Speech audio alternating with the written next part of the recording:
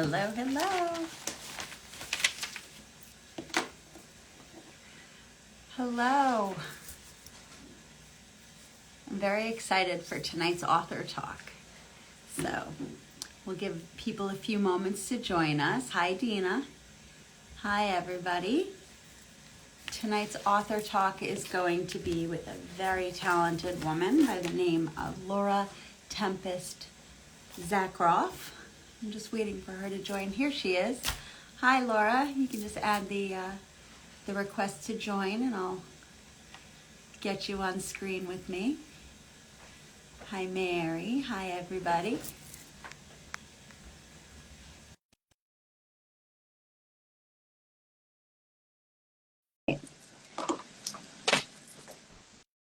Welcome, welcome, everybody. Here she is. Hi. Hi, how are you, Laura? I'm doing great. Technology is fun, right? Nothing like a delay. I was like, okay, we're going to get this. So I just tried to stay calm and everything went smoothly. So thank you for being here tonight. I'm Danielle. Hi, Danielle. Pleasure to meet you. Pleasure Nice to meet meet you. Yeah, pleasure. When you come down to New York, you have to come visit me and Dina and the crew at the shop. Absolutely. Yeah. Always looking for new places to stop. I always have to go to New Jersey several times a year. So how can we make it interesting? Yeah, absolutely. We'll have a big event, and you could do book signings and readings and display all your beautiful art. So we would love to have you. Awesome. Where do you live most of the year? Up in New England, right? Yes, Rhode Island, the little state. I like it up there. It's very nice. For those of us who are joining, we have some regulars, but also I'm sure both of us are bringing fans who might not be familiar with each other. So I'm Danielle. I'm one of the co-owners of Amityville Apothecary. Dean is my business partner. Our shop is located in the South Shore of Long Island in the infamous town of Amityville. But we also have an online presence nationally and globally. So we're really, really thrilled to have you here with us. And I have a bunch of questions about your products, but why don't you do a quick intro about yourself? Sure. So everybody, I'm Laura Tempest Zackroff. I'm an artist and author, a performer, a modern traditional witch. You might be familiar with most popular titles, Sigil Witchery, Weave the Liminal, Anatomy of a Witch, several oracle decks. And yeah, it's kind of me in a nutshell. Cool. So Laura recently, through Llewellyn, has published and just released this book, Gemini Witch, which we'll talk about, and then a few of her other titles. So this is co-authored with, how do I pronounce it? Is it Evo or Ivo? Evo, yeah, Evo Dominguez. Evo Dominguez. Yeah. Yeah, so Evo has partnered on a whole series of these. Only half of them are released. So we've noticed that they're being released on the moon dates, the full moon dates. So Gemini Witch, it was just a full moon in Gemini, so that released this one. So for those of you on the live, we have Aries Witch, Taurus Witch, Gemini Witch, Cancer Witch, Leo Witch, Virgo Witch, and Gemini Witch is the one that you co-authored. You are a Gemini sun, correct? Yes, yep, that's totally a Gemini sun, though I have a Virgo moon, so it balances out a little bit. There you go. I'm a Libra sun, so we have the air signs in common. So I think there's a lot of similarities between Gemini and Libra with the duality of things in particular and the always thinking. Yeah, I think that means if we get together and we're trying to decide where to go for dinner, we'll have to find somebody else who's like an earth sign. Someone who's definitive. And yeah, absolutely. Yes, for sure. So Gemini Witch, what I think is so interesting about this book and about the series is it comes from the perspective of really deep diving and providing a lot of insight about your zodiac sign, as well as tons of correspondences. But it's all relative to being a witch and how it relates to deepening and enhancing your practice. So before we even get into the Gemini aspect, I think it would be really informational and insightful for you to share how you define a witch, because you have some pretty specific insights about that. The infamous question, right? And that's always true. It's like you ask three witches that same question, you're going to get six answers. Yeah. So for me, a witch is the weaver. It's the person who connects between the worlds, the seen and unseen, and to ourselves and the universe. Right. So to me, it's about connection. It's about finding the details in the moment, to observe the world around us, and to really work with it rather than against it. Great. So everybody innately has certain special gifts.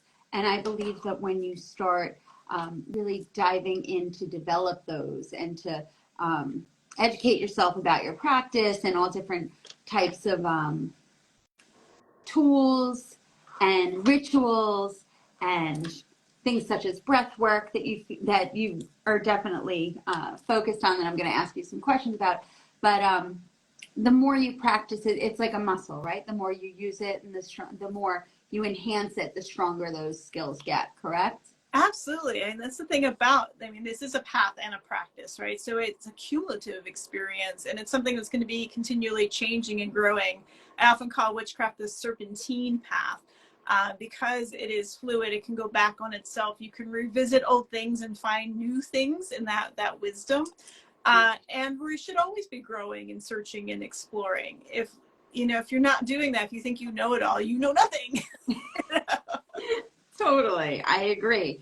One of the things I enjoyed in this book is there's insights, there's correspondences, there's crystal correspondences, there's herb correspondences, there's details about what your moon sign is, what your ascendant sign is, there's journal prompts, there's what I liked about what you did in particular here is you shared like a personal testimonial of how being a Gemini, you tried to single-handedly, or you did execute single-handedly, the organization of a festival, which I'd love for you to share about, and then the learnings that came out of that. So you want to share a little bit about that? So much I can do all the things, especially as a Gemini, you're like, how many people am I might as well just keep doing all the tasks. And at the same time, I guess it's the Virgo moon coming in of like, and I need to control and make sure it's done in a very precise way. But you can't do all the things, and we live in a society, we live in a community, ideally, right? I think that's part of what we need as an overculture right now, is to really learn to interact with each other more and to share and be vulnerable in that way. So while I have that's, I guess it's a type A personality, that kind of must get it done, must do all the things. Yeah.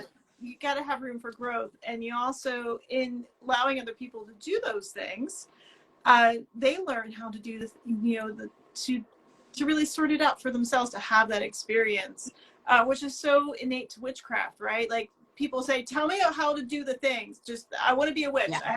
Give me the list. It's not a list.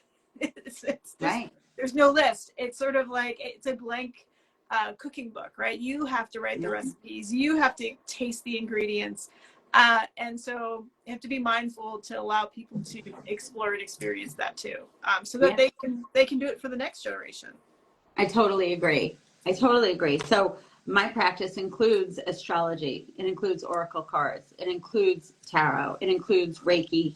It includes working with crystals. But for other people, it may only include 2 of those or 3 of those, or working with herbs and oils, or candle magic, or intuitive magic. So I think you're right. It definitely is all personalized and individualized. But how does it work for you? I think astrology, what's so fascinating about astrology, and I was just talking to a customer tonight about it, is the more insight you can glean and understand about your astrological chart, it provides so much insight to what your strengths are, what your inherent challenges may be, where you need to work harder, or maybe if you're lacking something, you can work with others to strengthen that, or to partner to make up for where you may have a deficit naturally, rather than frustrate yourself. So as it relates to all of the zodiac, what's your experience with that? Oh, first, I really love that you said challenges versus weaknesses. People tend to be like strengths, and then for weaknesses, like no, it's opportunities, Yeah. right? Opportunities to be able to grow and to explore. And for me, when I was reading professionally for years, doing tarot and oracle, now I focus on art and writing full time. So it's like there's only so many things you can do. Again, there's that True. lesson. Is I would always ask the client, what's your sun sign? Like, didn't have to go deep into that, but knowing how someone is going to react, how an Aries is going to react to certain cards versus a Gemini or a Cancer, right? It helps, especially in a limited amount of time, to give them the direction and the aid that they need, so that they know, oh, I'm going to have more emotional issues here, or I'm going to run into this situation instead of thinking about it first. Right. So like knowing those things really help you avoid certain pitfalls and to be able to really not set yourself up for extra stress and failure. So that's kind of how I look at it. Yeah. Now I understand that, you know, our whole audience is not composed of Geminis. So just it's not. But that's what's so beautiful about the whole series coming out. So these books will be available for the whole series as it's rolling out. I think it's chock full of gems of information. For anyone that's not as familiar with the traits of Gemini, it is a mutable air sign, which means it's malleable and it's very adjustable, go with the flow. And an air sign usually relates to your mindset and your thought patterns. So it's represented by the twins. And, you know, some people, Geminis can sometimes get a bad rap as two-faced, but I think, you know, as a Libra sun, there's two sides to every story, but then there's the inner world, the outer world, the forward-facing, and then you know, the more introverted aspects or vulnerable aspects that we don't necessarily show. And a thing that I love about Geminis, one of their strengths, I think, is they have such a breadth of interests and a vast scope of curiosity. It just doesn't necessarily go like extraordinarily deep. Like it's snippets of information, and they're like, more input, more input, more input. Like, you know, Johnny Five is alive, or the robot, he's like input. And then like it's on to the next, it's on to the next. So they tend to be very like sociable and intelligent, sometimes sarcastic, but affable. I find them to be very social beings. So you just, you know, you got to keep them engaged with a variety of topics. Would you agree? Absolutely. There's so much about information. That's like the saying is, I think, for Geminis, but I think it's also like, I have to tell you all the things, right? The communication part is key. Yeah. Right. It's like, I want you to know these things. I want you to be, you know, like it's about knowledge and wisdom and sharing those, you know, those exchange of ideas. And then if you couple that with being neurospicy. I like that. That's a good term. That's a good term. Right. It's like, not only do I have these wisdoms here, but here's my deep dive that I can pull all these things into, which can be a bit much for some people. But you also can process a lot more. Like it's almost like a computer processing because it's very cerebral. So Gemini men are like my catnip. Somebody just commented, that's hilarious. Like dangerous there. I don't know about them Gemini men. That's a dangerous catnip. That's a pretty funny comment. Oh my gosh. Cool. So if you're a Gemini, I strongly recommend adding this to your library. There's also additional contributions from additional authors who have contributed to this. So I think Llewellyn's really great at that, bringing you guys together and like pairing up. I don't know if you've had the opportunity to collaborate with Estrella Taylor, but she just did an author talk with us last week, and she's wonderful. I think there's a lot of synergies between you two. I'm in her air book. I wrote a piece for that, and that's the thing of like the element series and the zodiac signs. And for people who are always like, are they going to do that? All of them have been written, so don't worry if they haven't released your sign yet. It's coming. It's coming. Cool. But also the Witch's Tool series that I wrote the Witch's Altar with Jason Mankey and Yeah. the Witch's Cauldron, all of those have different practitioners' points of view. I think it's so important to be able to see those, those different viewpoints, because we are all coming from our own unique backgrounds and levels of experience, enthusiasm, and knowledge. And so you get a more holistic approach. Yeah. I feel that. So a comment is saying, Tempest, I remember you from the belly dance community in LA. Oh. Yeah. So fun. Oh, So you are a dancer, as well as a very talented artist. And I was pulling cards from your deck this week as I had some downtime with the torrential rain, which I loved. But Anatomy of the Witch Oracle and Anatomy of the Witch book, I highly recommend adding this to your library as well. So this is just beautiful. It has this gorgeous guidebook. And then the art in this, I hope you don't mind me showing you off. that's why we're here, right? It's so beautiful. And the messages are just wonderful. Do you want to talk a little bit about how this book is organized, The Anatomy of a Witch? Because I thought it was very interesting how you broke it into the 5 categories, like the witch lungs and witch heart. And can you talk a little bit about that? And I will show off some of the cards as you talk. Absolutely. So I'm all about systems. This is where my brain works, is how do we disseminate this information in such a way that it's more accessible to more people? And in considering the body, which I feel so many of us are disconnected from our bodies, right? So how, especially as a witch, to understand the power of being embodied, to be in physical format. And in considering the systems, the biological systems of the body, I realized that there was kind of 5 metaphysical systems that we can align not only to our physical bodies, but our witchcraft practice. And that is the witch lungs, the witch heart, what I call the serpent or the witch's gut. We have the witch's bones, and we have the weaver or the witch's mind. And each of these contain mysteries of who we are and how do we interact with the world around us. So like the witch's lungs is, focusing on breath, right? When we take a breath, we are taking the outside world into ourselves and then exchanging part of ourself, right? We become, part of this amazing interconnection. And that's important, not just on a biological level of oxygen and carbon dioxide, but it says about what do we take from the world and what do we put back into the world, and how do we make that a healthy relationship. Breath also teaches us about being sovereign, right? To own our breath.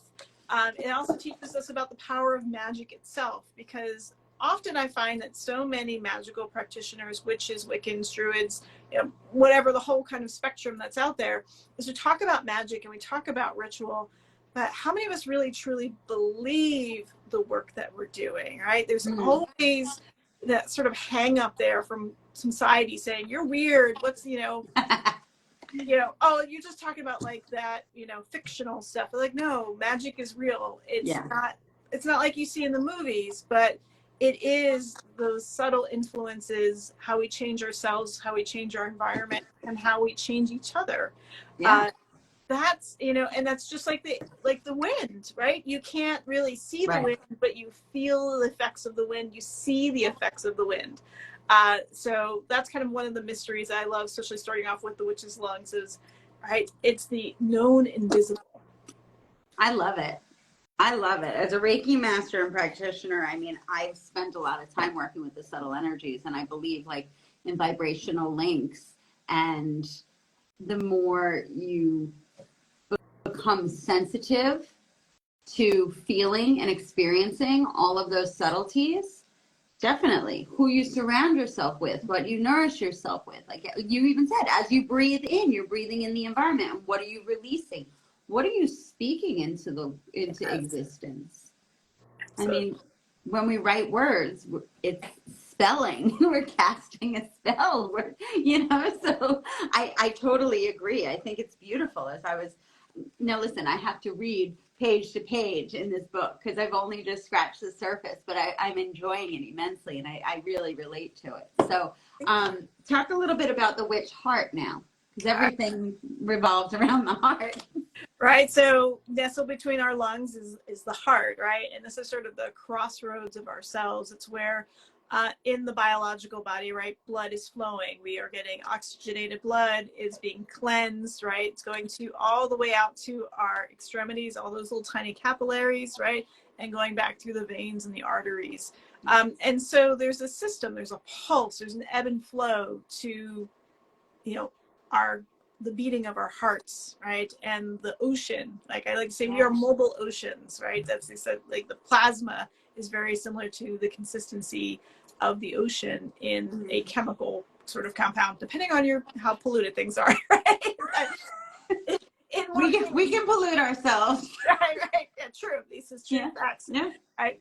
So in that ebb and flow, with the lessons of the blood, we can see the lessons of ritual, right? That we can set that pace. Ritual is about patterns.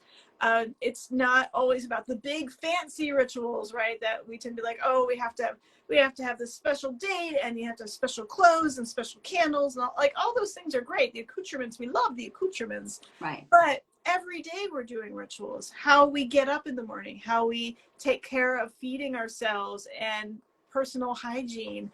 All of these little moments are opportunities for magic and for connecting more deeply with our body. So in really embracing the tiny rituals that make up the larger ritual of life, but that also gives us room to really to put more meaning into those other moments where we're like, oh, we're going to do a big gathering for the full moon, or we're getting together for Yule. What are we going to do with that? What does it mean to gather together? So suddenly it's really investing more into the pattern rather than seeing it as an obligation. I love that. I think that's so cool. And I think what's really neat, you talk a little bit about it in the book, it's opening a circle. You want to talk a little bit about the ritual and importance of that as part of a practice? Because that can just be as formal or informal as you want. But again, tapping into that ritual and the personal practice and dedicating the space. Right. So folks who are new to witchcraft tend to feel like that there's a certain way you have to cast a circle, right? You have to say these certain words and go in a certain direction, and all these things have to be right, or it's going to be disastrous. And if you've done it for a while, you know you're going to do things. You're going to mess things up. Laughter should ensue, right? Nothing terrible is really, truly going to happen. If you did it backwards, because what are we truly doing when we create magical space, right? There's so many reasons that we cast a circle, right? We might do it for protection. We might do it to bring people together. We might do it to commune with the ancestors or deities. We might do it just to be, this is our workspace, to instill creativity. And what we're doing is acknowledging the elements that already exist within us. It's that moment to stop, be present, acknowledge your breath, acknowledge that heartbeat, acknowledge the river that flows through us, and the bones that is the earth, and the spirit that animates us. And that's it. It's an acknowledgement that to be present. It doesn't have to be, I have to call in all these extra things in order for it to be proper. I mean, that's fine, right? And that's what's good for when you're doing a group, like, so everybody knows what's going on. But it's just you, right? Yeah. Just a breath casts sacred space.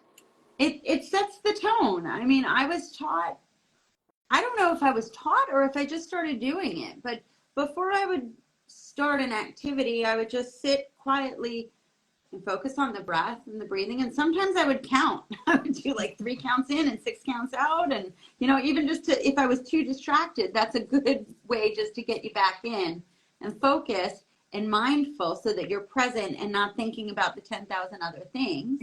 Exactly. And then I would envision a bubble like the Glinda the Good Witch coming down from Oz, and just envisioning that encircling bubble surrounding me so that it keeps out all the outside distractions, all the negativity, all that outward energy, and just create that space. I would invite in my guides. I would invite in elements and beneficial energies and just open it up that way. And that was just a visualization tool. I mean, I wasn't like merry meet. I call it. Some people do, but that's what felt natural to me. You know, so if there's any new practitioners, try pretending you're Glinda the Good Witch, or like I work very closely with Archangel Michael, so I would call him in and like envision a blue encircling your goal. So, you know, but I appreciate you sharing that. So, okay, so we talked about the witch lung and then the witch heart. What's the third part out of the 5?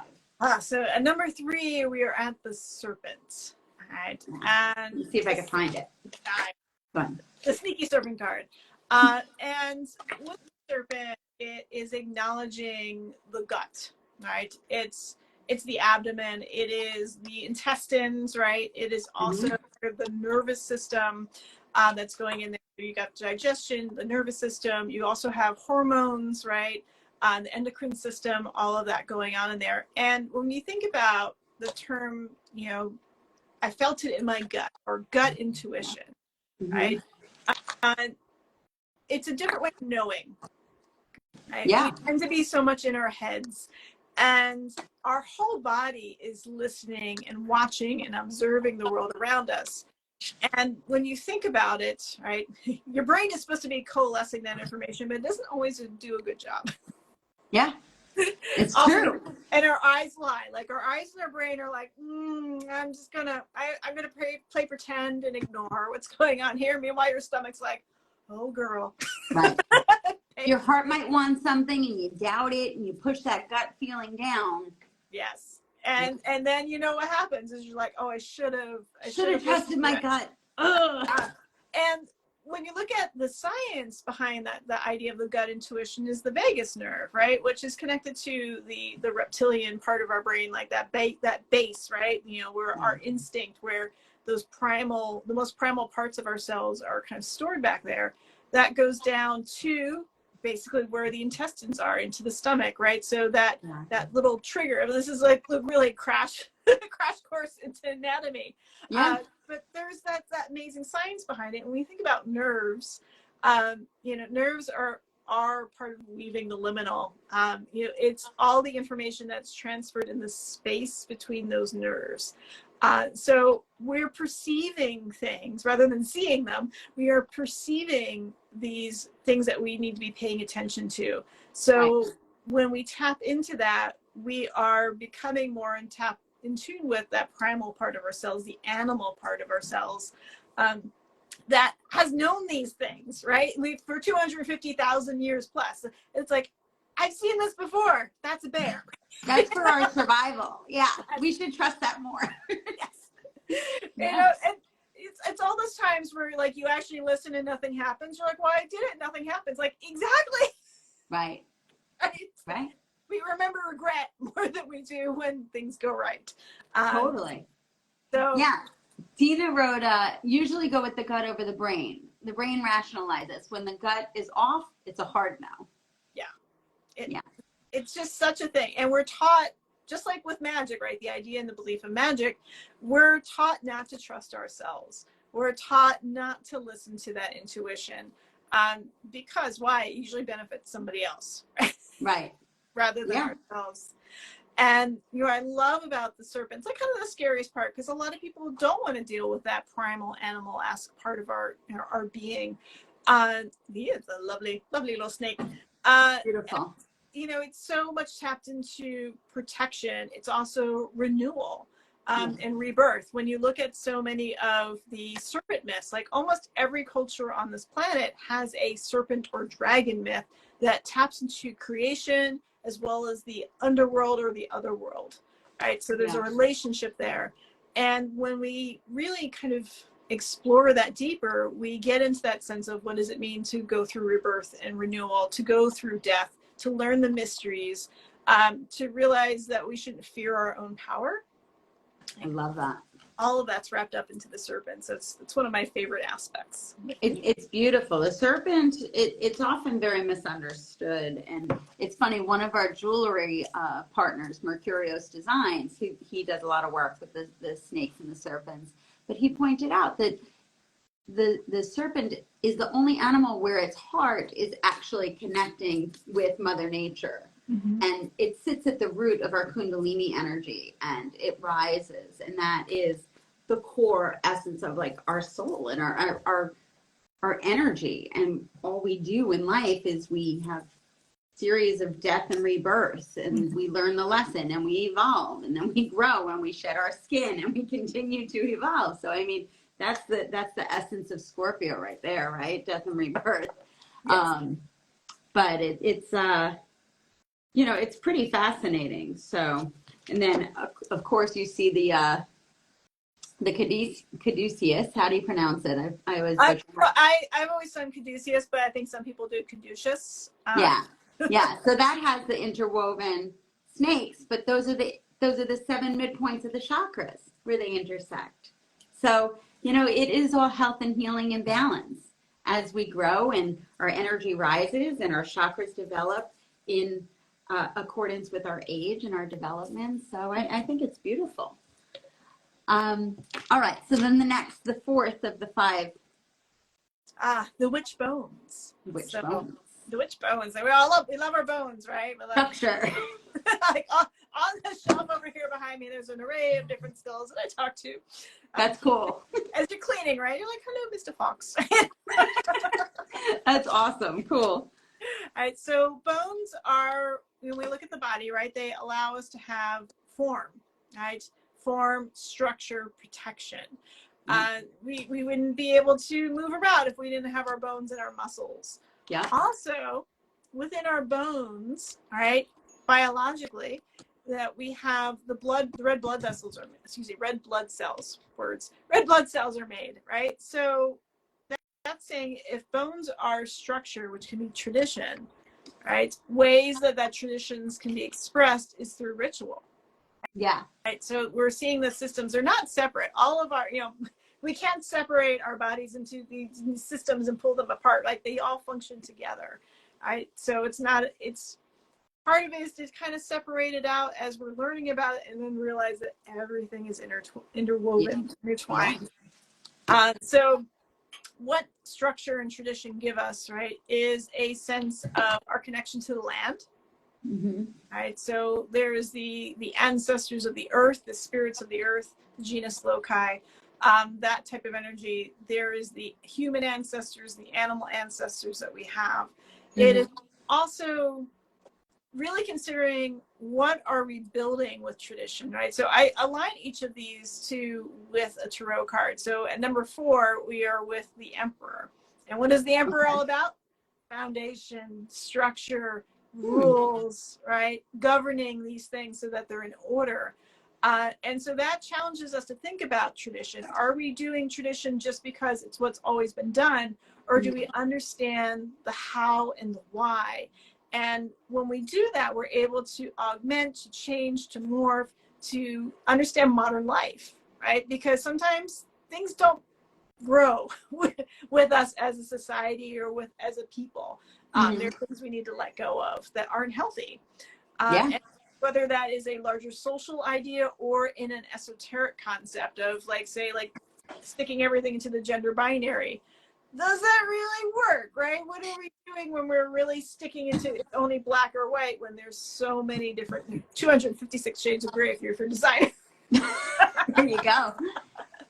So there's that. And it's also about legacy, right? So we think about when we're gone, all that's left of us is bone, ash, those remnants, the stories that we've told too, right? Yeah. So that we live on in that spirit and recognizing that connection as well. So really great mysteries to explore within the bones. I love that. Okay, and that leads us to the 5th and tying portion of the fifth section. Go on. All right, so we have the witch's mind or the weaver. All right, so both are applicable. And I said earlier about the brain. Because we tend to start with our brain. It's actually the last thing that I cover in the book because I want people to be out of their heads and more into their bodies. Because the job of the weaver or the witch's mind is to coalesce, to be kind of mission control so that everything runs smoothly, and to recognize that all of our organs, all of our systems are thinking and providing us with information. So if we're only going through those, what the brain is logicking away, we're missing so much. Yeah. And it's a conduit for spirit, right? This is our connection to ourselves, to each other, to the universe, to the divine, to the ancestors, all of those things. So I'm gonna say, like, it seems like it's the most important in some ways, and in other ways it's about acknowledging to put it in its place, right? It's a guiding star, but it's not the star itself, right? It's the thing that points us in that direction. Yeah. Well, I love the artwork too, because all of the elements and all the aspects that we just discussed are brewing in the cauldron. And then you have the infinity, but it also is Kundalini intersecting, and the star, as you said, is the guiding light of evolution. I think it's just really beautiful. Thank you. Yeah, there's a little bit of like that nerve, so the little nerve cell, the neuron energy in there too, right? So again, the space in between is often telling us so much more than looking right at the dot. Yeah, your art is awesome. Like, I love how you depict death. It's beautiful. And like, I also have 2 cats, my little fur babies. They're my kitten is climbing the Christmas tree right now, and the older one is watching, saying, "You're gonna get in trouble. Get out of the tree." Like, I've been there, don't do it, but do it. It's probably really egging the other kitten on. Mine's trying to get in the door. I'm like, I've got the door closed because You see the little paws coming underneath? Yeah, They're hilarious. It's so cute. So Runa Troy says, my favorite witchy artist. Oh, so beautiful. It is awesome. So you went to RISD, which is great. That's one of the top art schools. So those of you watching who have not yet checked out her Instagram or her site, I encourage you to follow. The website is, well, you can say it, but it's lauratempestzackroff.com. Yep. Beautiful art. And the Instagram, obviously you can see your handle right here. Very beautiful. So yeah, I caught a beautiful crow piece of art from a you were at the Northwest Tarot. Oh yes, yeah. And there was like a scan of all of your different artwork. I'm like, oh, I love that crow art. Very pretty. Yeah, those crows and ravens, they find their way in. And for folks, it's easier if you just go to my Instagram profile. There's I did the link tree thing, so it makes it easier to get to everything. If you're like, nobody can spell my last name correctly, almost. it's a lot of letters. It's like, if we want to put extra in there, I'm like, I'm sorry, we don't have that many Scrabble points. So funny. Well, the link tree is very convenient. So, and then also we have Sigil Witchery, which is so cool. We actually have we have a friend named Michelle Gonzalez that is a tattoo artist. She's very, very gifted, and she did my my star, and she did my rose. Like, her line work is magnificent. But she started collaborating with us when we first opened and really became steeped and knowledgeable in sigil work. So now, as part of her tattoo practice, she does beautiful sigils, and she'll do a reading and create an affirmation and then use the process to create a design. So do you want to talk a little bit about what sigils are and how that process works? Because this is a fantastic book. We sell it at the shop. We sell all of these at the shop, so you could buy it. And yeah. So the Sigil Witchery is my particular approach to crafting sigils, right, which are magical symbols. Essentially, a sigil is a mark made by a human being, whether it's drawn, etched, painted, danced, licked, that is believed to have magical properties. So a symbol that is believed to have magical properties crafted by a human being, right? Which is a large umbrella of different things and covers a wide variety of different methods. My particular method is a 4-step method that is really much aligned to sympathetic magic. So for those of you who are familiar with spellcraft, right, that you're doing things with candles and herbs and crystals and the goods, right, the things, you probably actually find this method very approachable, right? And more intuitive than some of the other methods out there. Because what you're doing when you're creating a spell is you're gathering the ingredients together to really help bring that vision, right? That magic to life. And so with my method, it starts off with define what is it that you're trying to do, right? 2, what are the ingredients, right? What does that look like? So if you want to get a new job, you're not going to be just like, I want a new job, right? That can get you anything. You'll get a new job.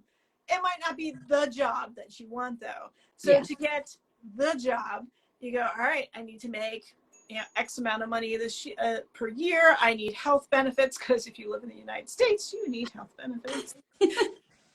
And you want to be able to work from home, perhaps.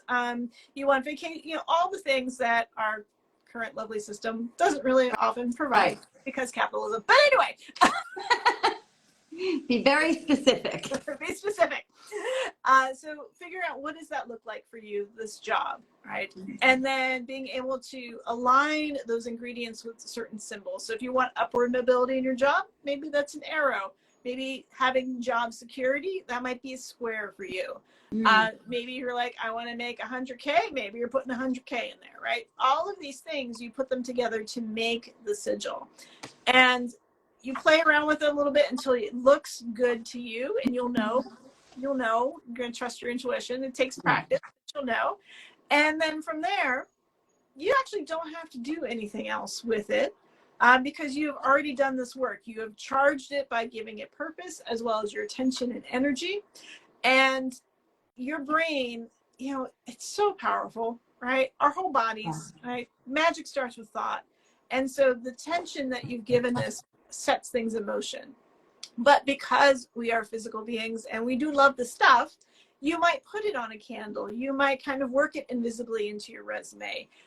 You might make a special tincture that you're going to wear to a job interview. It has the sigil on the bottle. Like any of these things, we love to ritualize it so that it just feels a little bit more real to us, which brings it together. So that's kind of what Sigil Witchery is about. It's really also allowing people to realize that art is accessible, that you don't have to be a fancy artist, go to college for art, and not necessary. Oh my God, they're going to come after me for that. Well, it's so funny because Dina, who's my business partner, she said that your book was her first book on sigil work, and she absolutely loves it. So it breaks it down on how you do it. And it can be as simple or as complex as you want it to be. I know that you wrote, a number of people have come to you and commissioned you to create sigils on their behalf, which they've gotten tattoos and used for those purposes.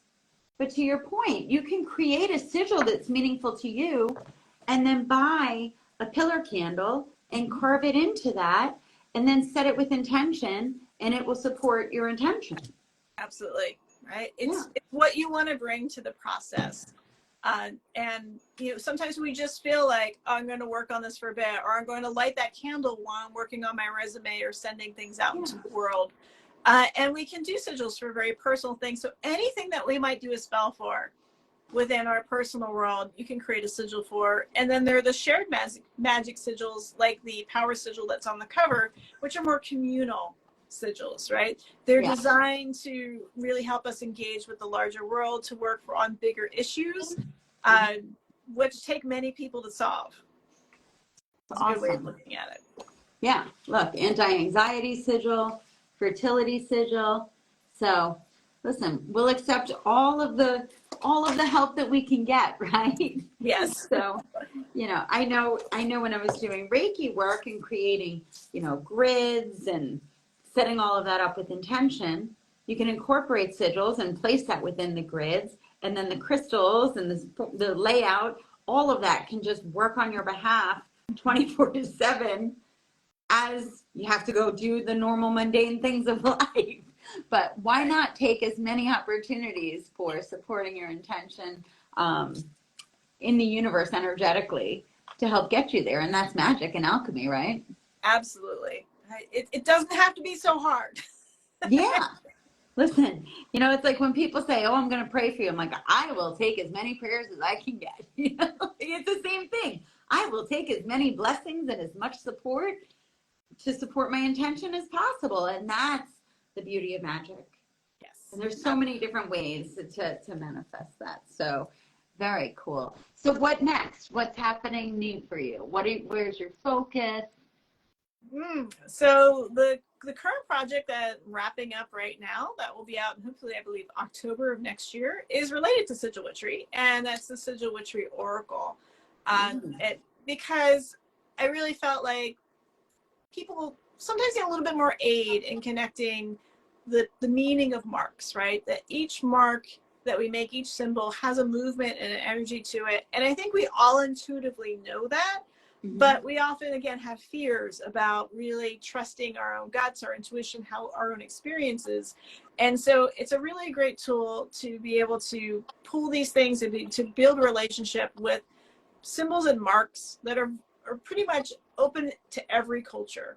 Right. Yeah. When we go down to the 32 signs that Genevieve von Petzinger talks about in her book, The First Signs, you have these simple marks that are found all over the world. So we're not getting into complex things like an Ankh or the Alwyn symbol or, anything like that. We're getting into, dots and lines and cross marks and arrows and such. So you can use that to help you create sigils. You can use it to be in touch with movements. So for folks who are interested in dance, it's a really wonderful tool to kind of pull it out and like build a movement meditation for yourself. So that, today I'm going to focus on the circle and how can I work my body with a circle in different ways. So it's got so many uses. I'm so excited. I can't wait for it to come out. That sounds really cool. Well, we'll definitely get it as soon as it comes out. That's great. It's so fun. So one of the things, I don't know if we talked too much, just it came out so naturally. I know you were going to talk about like a ritual from your book. I don't know if there's something in particular that you wanted to do. I don't want to put you on the spot if you don't. So what I could do, what I was thinking would be kind of fun is, so the Anatomy of Witch Oracle, the book comes with several different spreads. Yep. But I came up with one like pretty much as soon as I held the deck in my hands for the first time. Okay. Is that always the way? Like, yeah, thinking about it, philosophizing about it, and you get it, and you're like, oh, let's sling some cards. I love it. I'm very tactile too. I get it. So there's a little simple spread that we'll talk about here, and people can find it on my YouTube channel as well. Good, but it's not in the book. Ooh, so you have to be here, right? So it's for designing this. One of the main reasons I designed this deck is not only to help people be more in touch with their bodies, but to really be emboldened to create ritual, to be supported and feel more confident about crafting your own spells and rituals. And really simple way to do this is we're going to pull 4 cards, right?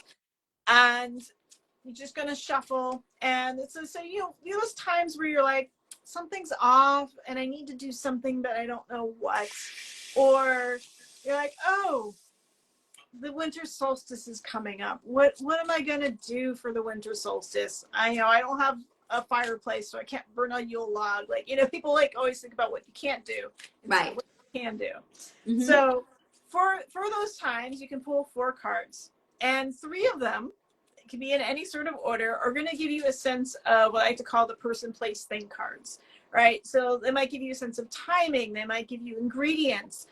They might give you a particular area of the body to focus on.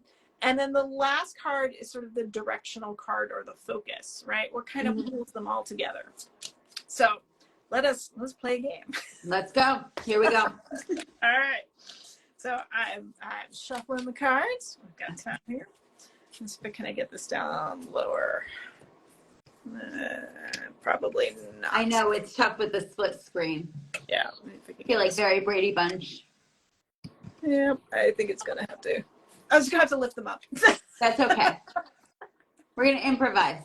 Improvise. I'm holding the phone. It's great. So, all right. So a little shuffle. So my first 3 cards. First one is full moon. The second card is the equinox. deck is playing with me. The third one is the solstice. All moon phases. I love it. And then our overall card is a line. Cool. All right. So I should warn folks that both my decks so far, I like to warn people that they have an attitude. As they should. They do not suffer fools, and they usually are like out for it. They're like, I'm going to tell you what you need to do. And people are like, I keep pulling the same card. I'm like, have you done anything about it? Well, yeah, you got to love that. It's like, are you heeding the advice? Yeah, like I keep telling you, here's a sign, pay attention. So it might seem a bit scary that we've got like, why do we have the equinox and the solstice, right, going on in here? But we have the solstice, right? So we're talking about the winter solstice. We know that's coming up. All right, so we're going to look at the aspects of the solstice. Now we're looking at the shortest day and the longest night, right? And it's the shifting point, right? To moving I love that card. Yeah, it's a little subtle. I know for folks who like look at the card really closely, but it's a little bit of the Philadelphia skyline in there on the top part, because that's where I was born. So I always feel special when I see that city. There's something magical about cityscapes too. So we know with the timing here is part of the solstice, right? We know that's coming in, what we should be focusing on. The other aspect is the full moon, which is also right around, I believe it's the 26th this year. I'll have to check. Yeah. Because I know the past month it was the 27th of November. So it's it's just about there. Mm-hmm. But the full moon is also about optimal energy and focus and light and reflection. Mm-hmm. And so I'm going to take that as to really focus on bringing light into this ritual. So what can we do to really focus on the light half, right? What are we bringing light into this ritual? So maybe we're doing something where we're going to light a circle, right? We're going to bring fire to it, or some other way of acknowledging the lighter half rather than focusing on the dark half. Because some people are like, oh, it's the darkest night, I'm going to focus on the dark part. Like you're missing the other part. And then balancing this out, right? So the equinox here is a card of balance and is card of what's in our hearts. So here I am referencing from the Egyptian Book of the Dead, the weighing of the heart. Right? And in this way, I can look at this ritual of really kind of weighing what has weighed my heart, this past year. What am I going to set aside? How am I going to lighten my load for the year to come, right? So I might do, as part of this ritual, burning something to acknowledge what has gone on. Because going back to what our overall card is to align. We have the three cauldrons, which is the body, the emotion, the heart, right, and the spirit, these things combined for ourselves. So how do I align myself so I'm prepared for the new year, the new calendar year as it's coming in? And as we move from this point of the longest night, shortest day, into the equinox and the next solstice. And so that's what I would think about is, all right, I'm going to focus on light. I'm going to focus on balancing, all right, my heart and what is necessary. And how do I align the whole body with this? So I might also remember not just an emotional and a spiritual thing, but to also bring in that celebration of the feast of the body itself. So, yeah, have some good things to eat too for that ritual. So enjoy some food. I love that reading. That hits so close to home. That is exactly what I needed. You're good. Not to mention my Libra sun is like loving the balance of the heart. But, when you were talking about going from the darkest point and then the illumination, I mean, a star shines brightest when the sky is darkest. So that's the hope, right? That's the healing for the heart healing and letting go of all that doesn't serve us. I just listened to a great podcast by Mel Robbins about, what does it mean to really be in alignment and let stuff go? Is that in alignment with your soul? If it's not a reciprocal balance, it's okay. You have to remedy that and rectify that and balance that in your soul essence. So I think that's beautiful. And then, feast and celebrate all that is good and joyful, because that's the hope that you're drawing toward.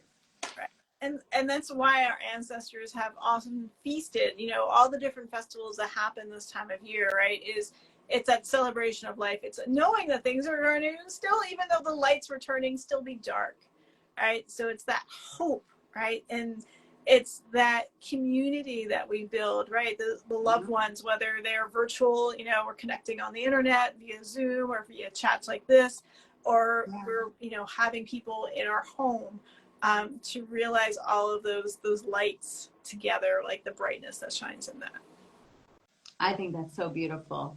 Well, you definitely will have to come down to New York and come visit us. Oh, my little fluffy cat wants to come and make herself seen. Oh, look at that beautiful too. This is my Gigi. She literally was sleeping the whole time, but now she's making herself seen. So say hi, Gigi. Oh, Gigi, beautiful. Oh, she's like, I am the light. Yeah, well, she's not going to sit in the box of your oracle deck, so down she goes. She just, I don't fit, so I don't sit. yeah, she's so fluffy. She would be like, you know, it's like fat guy in a little suit with the that would be her. Fluffy cat in a little box. It has been so much fun talking with you.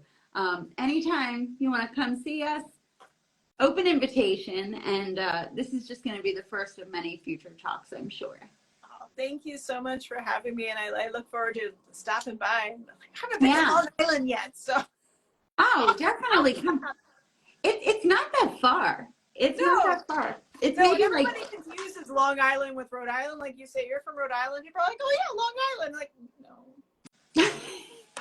I used to date a guy up in Massachusetts, and I would drive up all the time and like go right through Rhode Island. It's so beautiful. It's small but very beautiful. Great beaches. It's very lovely towns, but it's not all that far. A few hours. Yeah, it's close. I mean, when you're driving through, you know, you can get through Rhode Island in 45 minutes. So. Totally.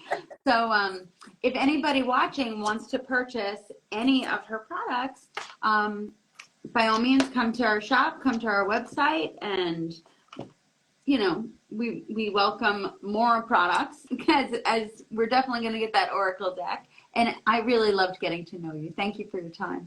Thank you. I hope you have a wonderful solstice. And same to you. Yeah, same to you. Thanks so much. Thank you. All right. Bye, guys.